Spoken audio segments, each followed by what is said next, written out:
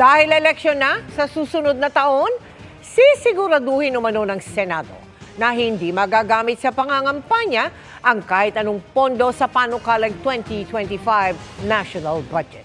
Kabilang sa bubusisiin ang mga confidential at intelligence funds. Nakatutok si Mav Gonzalez. Sa pagtalakay ng Senado sa panukalang 2025 national budget sa August 13, sinabi ni Senate President Cheese Escudero na mahigpit nilang babantayan ang nakapaloob dito.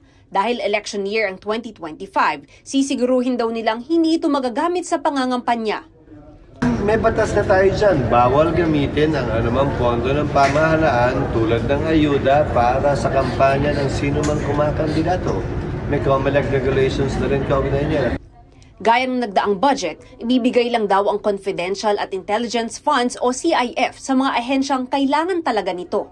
Tiyak din daw na matatalakay sa budget deliberation ng Philippine National Police o PNP at National Bureau of Investigation o NBI kung bakit hindi pa nila nahuhuli ang mga ipinaaresto ng Senado, gaya ni Nabamban Mayor Alice Go at Pastor Apollo Kibuloy. Maraming akusado na mas malala pa nga yung mga krimen, na mas malalaki pa yung mga kaso na hindi nila nahuhuli. Ang sagot ko ay oo, nakakahiya, kahiya-hiya para sa PNP na hindi magawa ito. Lalo na nandito pa naman daw sila sa bansa ayon sa Bureau of Immigration. Hindi porket palpak ngayon ng PNP, tatanggal namin ng intelligence fund. Then lalong pumalpak sila kung sakasakali. Titingnan namin yung utilization ng intelligence fund. Hinihinga namin ng pahayag ang PNP at NBI. Isa rin sa mga sisilipin ng Senado ang pondo para sa flood control projects at kung meron ba talagang master plan para rito. Ayon naman sa House Committee on Appropriations na unang tatalakay sa budget sa Kamara, suportado nila ang dagdag na pondo para sa pagprotekta sa West Philippine Sea.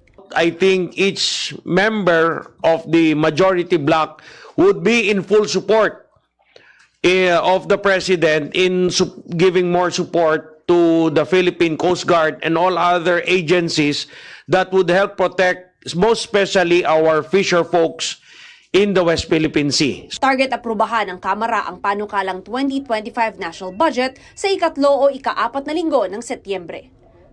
Para sa GMA Integrated News, Mav Gonzalez, nakatutok, 24 oras.